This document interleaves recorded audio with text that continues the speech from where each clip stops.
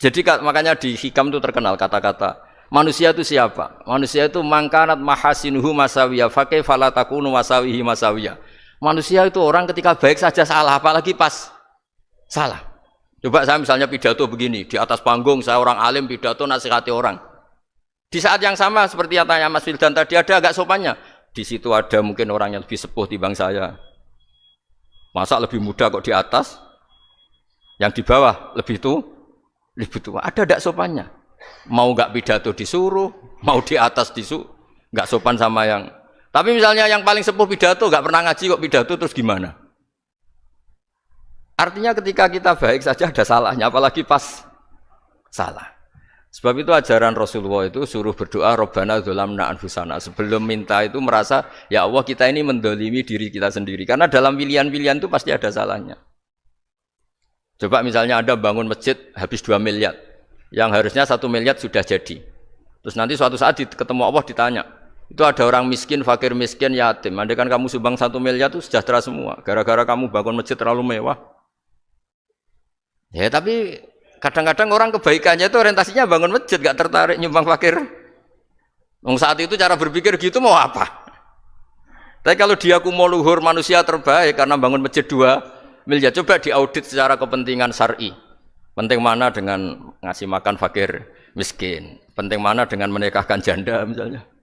Penting mana dengan pendidikan? Apa artinya masjid mewah orang nggak tahu halal haram, nggak tahu najis, nggak tahu cara sesuci, nggak tahu cara adzan yang benar. Terus penting mana untuk beli kitab sama dipakai masjid? Apa artinya beli kitab apa tapi nggak makan? Penting mana makan sama beli kitab? Ada auditnya.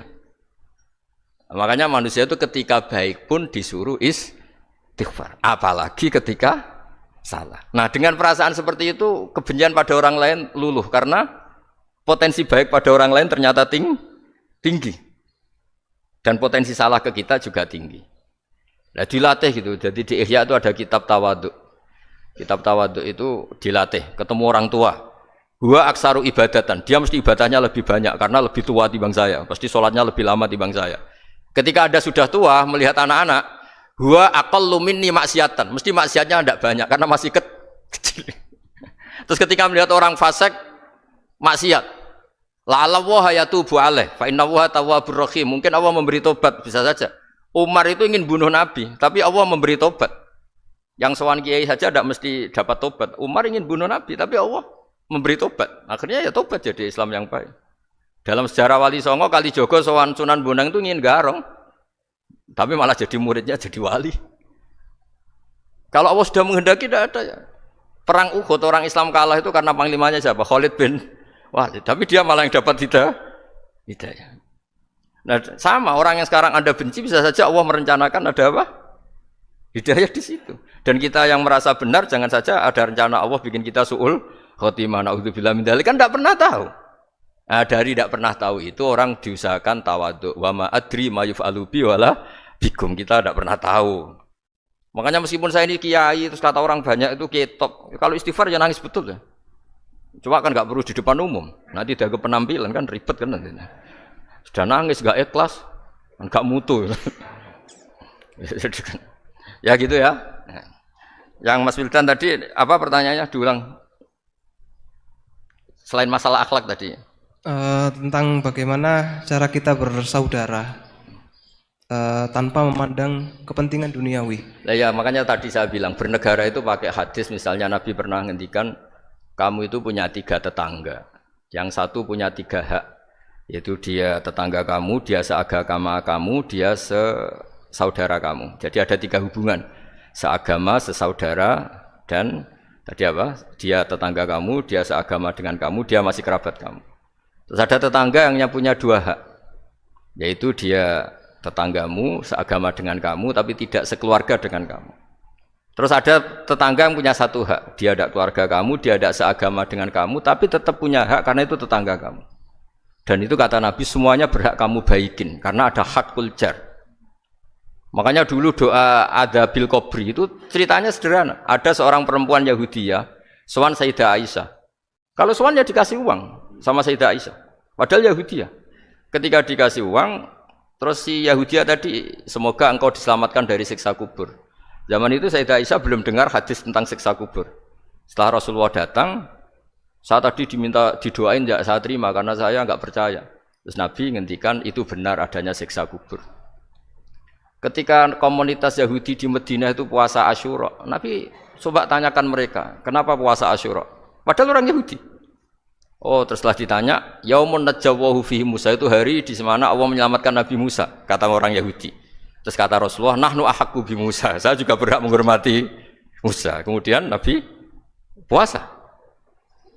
Suatu saat lagi ada orang Yahudi datang, ya Rasulullah, ya Muhammad, manggilnya ya Abul Qasim karena orang Yahudi. Ya Abul Qasim, nanti nasib langit bumi ini di mana? Manusia yang sudah mati-mati di mana ketika bumi dihancurkan? Mayat-mayat yang sudah di kuburan di mana? Terus orang Yahudi tadi bilang, Inna woha wadu as-samawati ala dzih wal arodina ala dzih. Soalnya Allah itu bisa saja mengelola langit bumi yang sudah hancur gini-gini. Nabi itu tertawa-tawa. Dalam sebuah riwayat disebut hatta badat nawajidu. Tertawanya Nabi itu lepas sampai giginya kelihatan.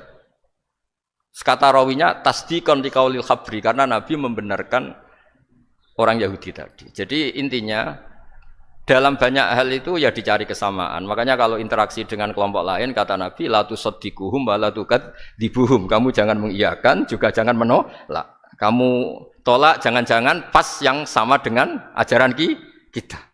Kamu benarkan jangan-jangan yang tidak sama. Ya sudah, kalau nggak sependapat ya jangan ngambil sikap. Nah, itu juga yang dipraktekkan Rasulullah SAW.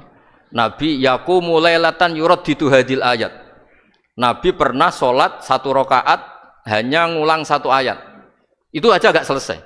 Yaitu ngulang-ngulang ayat. Fa'akulu kama qolal abdus sholeh in tu'adzibhum fa innahum ibaduk wa in taghfir lahum fa innaka antal azizul hakim. Pun Gusti kula nyerah. Semua ini hamba jenengan, monggo jenengan napakno sing duwe jenengan. Intinya itu ini wilayah jenengan, ndak wilayah saya. Nah, kadang-kadang kita sebagai manusia itu jumawa seakan-akan itu wilayah kita. Kita nyiksa terserah kita, mengampuni ya terserah kita. Padahal tidak milik kita. Dunia ini milik Allah Subhanahu wa Ta'ala. Makanya yang terakhir saya ijazah bapak. Bapak saya itu orang hafal Quran, alim tapi lucu, senengannya guyon. Kalau ngajarkan saya tauhid, tasawuf itu gampang. Hak, kamu punya tetangga, punya Innova. Terus kamu berpikir, kamu miskin berpikir, itu pajaknya saja berapa? Kalau bannya sudah halus itu gentinya kayak apa, kalau rusak kayak apa. Terus kata bapak, mau melok duwe kok mikir, udah ikut punya kok mikir.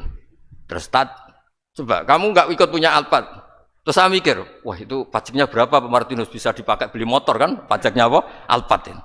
Oh nggak ikut punya kok.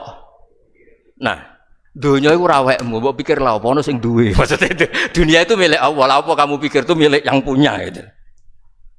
Nah, itu yang dimaksud dalam ilmu tasawuf, da'it tadbir fama qoma bi ghairuk la tuqim bihi nafsak. Sudah kamu tidak usah ikut campur, itu wilayahnya Allah gitu, karena wong ndak ikut punya kok ikut mikir.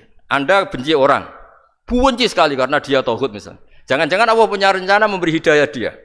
Atau Allah punya rencana dari dia keluar orang-orang Islam yang soleh. Makanya ketika Malakul Jibal, ya Rasulullah saya disuruh Allah, terserah engkau. In syi'ta an udbiqa alaihim al-akhshaban. Kalau engkau mau orang-orang yang mendustakan kamu saya hancurkan. Apa jawabannya Nabi? La, jangan.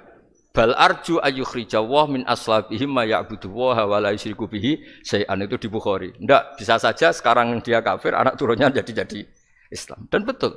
Abu Jahal punya anak Ikrimah, Abu Lahab punya anak Darro. Walid itu musuh besarnya Nabi, punya anak Khalid.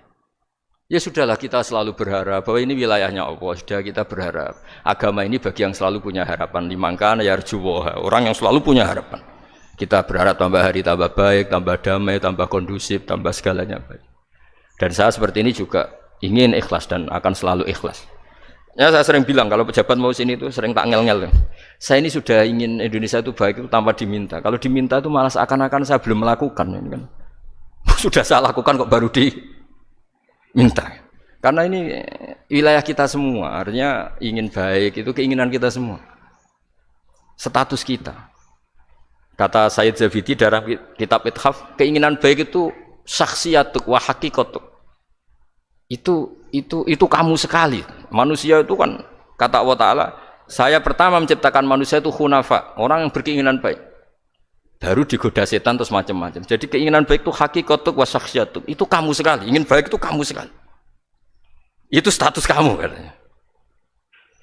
Makanya orang preman kayak apa, mabuk kayak apa, ada orang kecelakaan, pikiran pertama itu nolong. Itu yang normal. Soal ada kasus, pikiran pertama ngambil HP-nya itu 0,0%. Jadi pikiran pertama mesti nolong itu. Karena itu syakhsiyatuk wa hakikatuk. Nggih, ngoten mugi-mugi barokah sedanten. Assalamualaikum warahmatullahi wabarakatuh.